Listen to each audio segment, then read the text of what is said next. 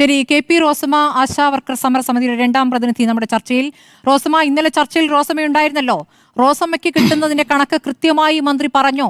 അതുപോലെ 13,500 കിട്ടുന്ന ബാക്കിയുള്ളവരുടെ പേരുകളും മന്ത്രി വിശദീകരിച്ചോ? അപ്പോൾ സമരസമിതിയുമായി ബന്ധപ്പെട്ടുള്ള എല്ലാ പേരുടെയും പട്ടികയുമായിട്ടാണോ മന്ത്രി വന്നിരുന്നത്?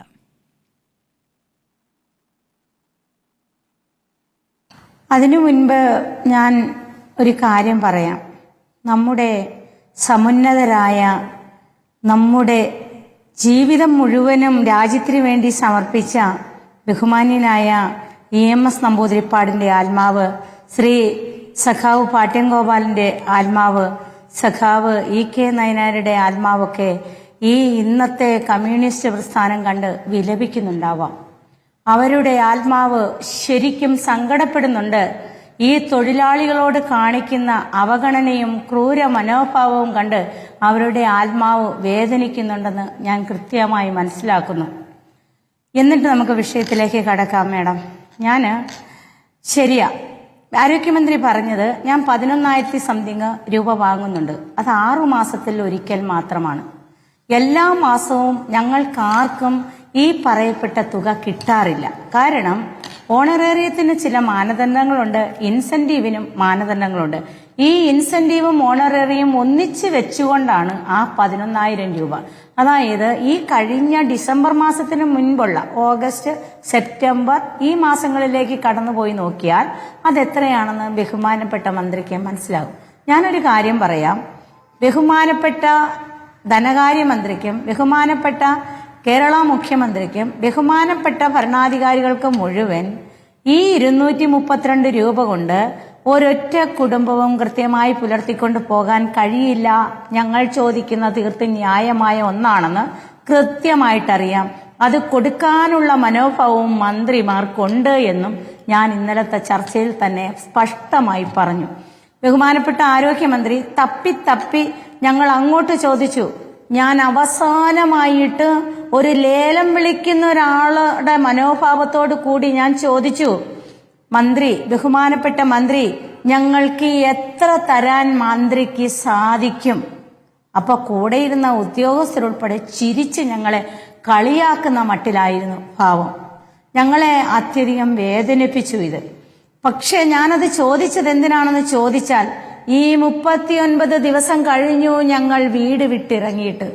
ഞങ്ങളുടെ കുടുംബത്ത് ഭർത്താക്കന്മാരുണ്ട്, രോഗികളായ ഭർത്താക്കന്മാരുണ്ട്, കൊച്ചുകുട്ടികളുണ്ട്, വിധവകളായ അമ്മമാരുണ്ട്, അതേപോലെ തന്നെ വാർദ്ധക്യത്തിൽ കഴിയുന്ന മാതാപിതാക്കളുണ്ട്. ഇവരെ എല്ലാം ഉപേക്ഷിച്ച് ഈ വണ്ടിയുടെ പുകയും ഈ റോഡിലെ പൊടിയും ഈ രാപകലില്ലാത്ത മഴയും മഞ്ഞും എല്ലാം അനുഭവിച്ച് ഈ 39ാമത്തെ ദിവസം നാളെ ഞങ്ങൾ അവിടെ നിരാഹാരം കഴിയുവാണ്.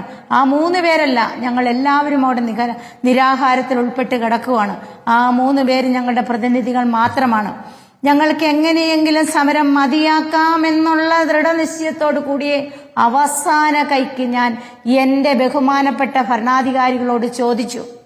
ഒരു വാക്ക് അനുയോജ്യമായ രീതിയിൽ അവർ പറഞ്ഞില്ല. ഇപ്പം ഈ ലോകം വിലപിക്കുവാണ്. ഇപ്പം കേരളം കണ്ട് ലജ്ജിച്ച് തല താഴ്ത്തുകയാണ്. ഇത്രയേറെ ക്രൂരന്മാരായ ഭരണാധികാരികളാണോ നമ്മുടെ ഭരണാധികാരികള്?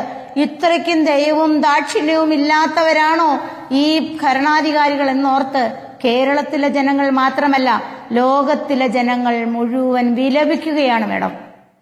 പിന്നെ ഞങ്ങൾക്കിനി ഈ 39 ദിവസം പറഞ്ഞത് വീണ്ടും ചർവിത ചർവണം ചെയ്യാൻ ഞങ്ങൾക്ക് ആഗ്രഹമില്ല. അവർക്കിഷ്ടപ്പെട്ട രീതിയിൽ അതിനെ വ്യാഖ്യാനിച്ചോട്ടെ. ഞങ്ങൾക്കൊരൊറ്റ ലക്ഷ്യമുള്ളൂ. 62 വയസ്സിലെ വിരമിക്കൽ ആനുകൂല്യം 5 ലക്ഷം രൂപയും പെൻഷനും ഞങ്ങൾക്ക് സർക്കാർ ഉറപ്പാക്കി തരണം. അതോടൊപ്പം തന്നെ 700 രൂപ മിനിമം വേജസ് ആണ് ഞങ്ങൾ ചോദിക്കുന്നത്. ആ വേജസും കിട്ടാതെ ഞങ്ങൾ ഒരിക്കലും തിരിച്ചു പോകാൻ ആഗ്രഹിക്കുന്നില്ല. തിരിച്ചു പോകാൻ ഞങ്ങൾക്ക് മനസ്സില്ല.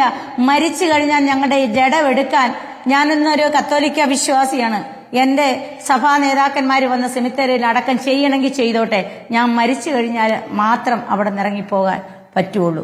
ഇതാണ് ഞങ്ങളുടെ ദൃഢപ്രതിജ്ഞ. പിന്നെ ഞങ്ങളെ അപഹസ്യപ്പെടുത്തുന്നതും ഈ പൊതുജനം കണ്ടോണ്ടിരിക്കുക. അതാണ് ഞാൻ പറഞ്ഞത്. മരിച്ചുപോയ കമ്മ്യൂണിസ്റ്റ് നേതാക്കന്മാരുടെ ആത്മാവുകൾ വിലപിക്കുന്നു. ഇത്രയ്ക്കും മോശമായ രീതിയിലുള്ള മറുപടി, തൊഴിലാളികളോട് ചെയ്യുന്ന മറുപടി കേട്ടിട്ട് എനിക്കൊന്നും പറയാനില്ല. നിങ്ങളെ തൊഴിലാളികളായി അംഗീകരിക്കേണ്ടത് കേന്ദ്രമാണെന്നും മിനിമം വേജസ് എന്ന് പറയുമ്പോൾ അതൊരു തൊഴിലാകണമല്ലോ, അത് നിശ്ചയിക്കേണ്ടത് കേന്ദ്രമാണെന്നുമാണ് സംസ്ഥാനം ആവർത്തിച്ചു പറയുന്നത്. അപ്പോൾ നിങ്ങൾക്കെന്തേ അവരോട് പരാതിയില്ല എന്നതാണ് ആവർത്തിച്ചു വരുന്ന ചോദ്യം. ഇവിടെ ബഹുമാനപ്പെട്ട ഭരണാധികാരികൾ എന്തിനാ? ഇവിടെ ഈ കേരളത്തിലെ ഗവൺമെന്റ് എന്തിനാ? ഞങ്ങളുടെ ആവശ്യങ്ങളൊക്കെ കേന്ദ്രത്തിൽ പോയി സാധിച്ചു തരാൻ വേണ്ടിയല്ലേ. ഈ 7000 രൂപ ഞങ്ങൾക്ക് നാളിതുവരെ തന്നതിന്റെ ക്രെഡിറ്റ് പറയുന്നുണ്ടല്ലോ, അത് കേന്ദ്രം തന്നിട്ടാണോ? ഞങ്ങൾക്ക് ചോദിക്കാനുള്ളത് കേരള ഗവൺമെന്റിനോടാണ്, കേരള സർക്കാരിനോടാണ് ഞങ്ങൾക്ക് ചോദിക്കാനുള്ളത്. അവിടെയേ ഞങ്ങൾക്ക് ചോദിക്കാൻ അവകാശമുള്ളൂ, ഞങ്ങൾ അവിടെയേ ചോദിക്കുന്നുള്ളൂ. ഞങ്ങൾക്ക് അത് കൃത്യമായി തന്നേ പറ്റൂ, തരണം.